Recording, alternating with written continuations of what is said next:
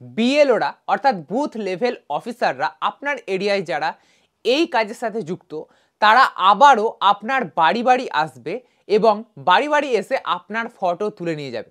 ঠিক যেমনটা আপনাদের বাড়ি বাড়ি এসে প্রত্যেকের বাড়িতে ফর্ম দিয়ে গেছিল এসআইআর এর জন্য, ঠিক সেরকমভাবে এসআইআর এর জন্যই আবারও আসবে, কিন্তু এবারে আপনাদের ফটো তুলে নিয়ে যাবে প্রত্যেকের। আপনারা বাড়িতে যদি 3জন সদস্য থাকেন তাহলে 3জন সদস্যেরই ফটো বিএলওরা কিন্তু মোবাইল দিয়ে তুলে নিয়ে যাবে। কেন এরকম আবার করা হবে এবং এর সাথে আর কি কি আপনাদের করতে হবে, কি কি ডিটেলস দিতে হবে না দিতে হবে, কিছু বলতে হবে কিনা বা কিছু সইটই করতে হবে কিনা, সমস্ত কিছু আজকের এই ভিডিওতে আমি আপনাদের বুঝিয়ে দেবো। এই রকমই বা হঠাৎ করে আবার কেন নির্দেশিকা এলো সেটাও আপনাদের এই ভিডিওতে বোঝাবো। নির্বাচন কমিশন কি জানাচ্ছে সেটাও আপনাদের জানাবো। তো চলুন আজকের এই ইন্টারেস্টিং ভিডিওটা শুরু করা যাক। আপনারা এসআইআর ফর্ম যখন থেকে পেয়েছেন তখন থেকে আপনারা জানতেন যে এসআইআর ফর্মের একটা জায়গা রয়েছে যেখানে একটা ফটো অলরেডি আপনাদের ছাপাই এসছে এবং আরেকটা ফটো যেখানটা ফাঁকা জায়গা রয়েছে সেখানে আপনাকে রিসেন্ট একটা পাসপোর্ট সাইজের ফটো লাগাতে হবে। কিন্তু কিছুদিন পরে অর্থাৎ 10 তারিখের পর থেকে আপনারা জানতে পারলেন যে এই যে ফটো চেটানোর জায়গাটা দিয়েছে এই জায়গাটা এখন থেকে ঐচ্ছিক করে দেওয়া হয়েছে। মানে আপনারা চাইলে ফটো চেটাতেও পারেন, না চাইলে নাও চেটাতে পারেন।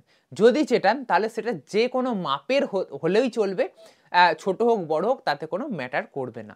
তো এমনটাই কিন্তু নির্দেশিকা এসেছিল, সেই অনুযায়ী আপনারা অনেকে ফটো চিটিয়েছেন, আবার অনেকে ফটো চিটাননি। সেই ফর্মটাকে যে নির্বাচন কমিশনের যে নির্দেশিকা সেই অনুযায়ী কিন্তু জমা দিয়ে দিয়েছেন। কিন্তু এই মুহূর্তে যখন ফর্ম জমা নেওয়ার পালা এসছে তখন নির্বাচন কমিশন জানাচ্ছে যে প্রত্যেক ভোটারের ফটো অফলাইনের ফর্মে না থাকুক কোনো ব্যাপার না, কিন্তু বিএলওরা যখন ডিজিটালি সেই ফর্মগুলোকে সাবমিট করবে, এই যে আপনারা ফর্মগুলো জমা দিচ্ছেন না হাতে লিখে, এই ফর্মগুলো কিন্তু বিএলওরা তারা নিয়ে গিয়ে তাদের কিন্তু অনেক কাজ রয়েছে। উপরে যে একটা বারকোড দেওয়া রয়েছে সেই বারকোডটা স্ক্যান করবে এবং আপনাদের ডেটাগুলো সব এন্ট্রি করবে মোবাইলের অ্যাপ থেকে, তো এটা সময় সাপেক্ষ ব্যাপার। তো অলরেডি 94 লক্ষ এরকমই ডেটা কিন্তু অনলাইনে সাবমিট হয়ে গেছে। তবে এখনও বহুত বাকি রয়েছে, কারণ আমাদের জনসংখ্যা তো কম নয়, 9-10 কোটি ছাড়িয়ে গেছে। তো সেই অনুযায়ী এখন অনেক আরও ফর্ম জমা দেওয়া কিন্তু বাকি রয়েছে। খুব কম সংখ্যকই ফর্ম জমা পড়েছে অনলাইনে। তো বিএলওরা আস্তে আস্তে কাজ করবে।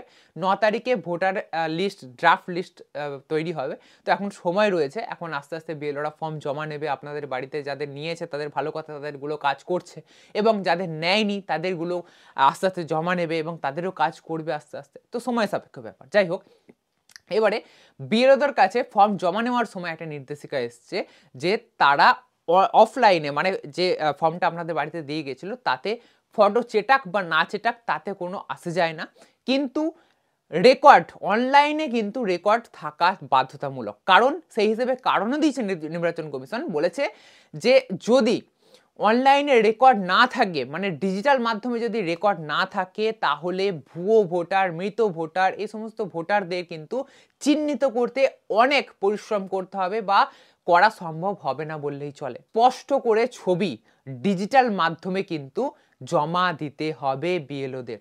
এবারে বিএলওরা চাইলে যে ফর্মটা আপনারা জমা দিয়েছেন যদি ফটো লাগিয়ে জমা দেন, তাহলে সেই ফটোটাকেই কিন্তু বিএলওরা ছবি তুলে নিতে পারে এবং ক্রপ করে সেটাকেই সাবমিট করতে পারে যদি ভালো কোয়ালিটির ছবি হয়। এবারে অনেকজন হয়তো ফটো দিয়েছেন যাদের হেজি, মুখ বোঝা যাচ্ছে না, বা এরা অনেকজন আছে যারা সেলফি টেলফি থেকে ফটো কম্পিউটার থেকে বের করে দিয়েছেন, তাদের কারুর মুখ এরকম করে ফটো তুলেছে, কেউ এরকম করে ফটো তুলেছে, কে ঘোমটা দিয়ে। তো এক্ষেত্রে যদি প্রবলেম আসে, বিএলওরা যদি মনে করে যে এখান থেকে হচ্ছে না বা কেউ ফটোই চেটায়নি ফর্ম জমা দিয়ে দিয়েছে, এরকম যদি হয়, তাহলে বিএলওরা কিন্তু আপনাদের বাড়ি বাড়ি আবারও যাবে আপনাদের ফটো তুলতে, এবং এই ফটো তোলার সময় আপনাদের নতুন করে কোনো ফর্ম দেবে না বা কোনো স্বাক্ষর করতে হবে না, কিছু করতে হবে না।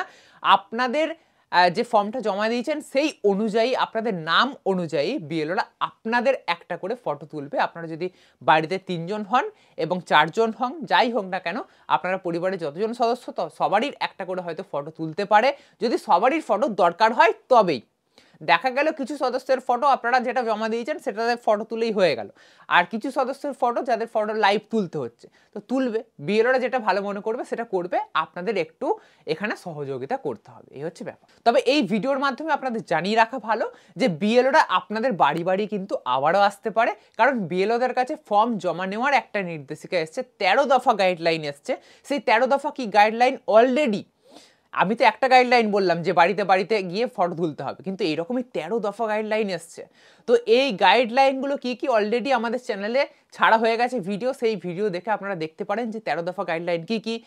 এই গাইডলাইনের মধ্যে আপনার ফর্ম ফিল আপ করতে গেলে ভুল হয়ে গেলে কি করবেন, যদি ফর্মে ভুল তথ্য দেন, ভুল হয়ে যায় কিছু, তাহলে তার জন্য জেল বা জরিমানা অনেক কিছু ব্যাপার রয়েছে কিন্তু। হ্যাঁ, যদি আপনারা জানতে চান তাহলে অবশ্যই ভিডিওটা দেখুন, আপনাদের কাজে লাগবে। তবে আজকের যে মেন টপিক এই ভিডিওর, যে ফটো তুলতে আসবে আপনাদের বাড়ি বাড়ি বিএলওরা, তো এর জন্য ঘাবড়ানোর কিছু নেই, আপনাদের বাড়ি বাড়ি একটা করে ফটো তুলে নিয়ে যাবে।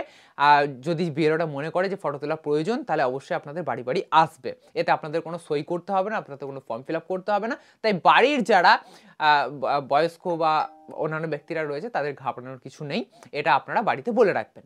আশা করব আজকের এই ভিডিওটা আপনাদের অনেক ভালো লাগবে, অনেক কিছু নতুনত্ব জানতে পেরেছেন বলেই মনে করব। যদি আজকের এই ভিডিওটা আপনাদের ভালো লেগে থাকে তাহলে অবশ্যই লাইক করবেন, এরকমই নতুন নতুন আর ইন্টারেস্টিং ভিডিও পেতে অবশ্যই চ্যানেলটাকে সাবস্ক্রাইব করে রাখতে ভুলবেন না।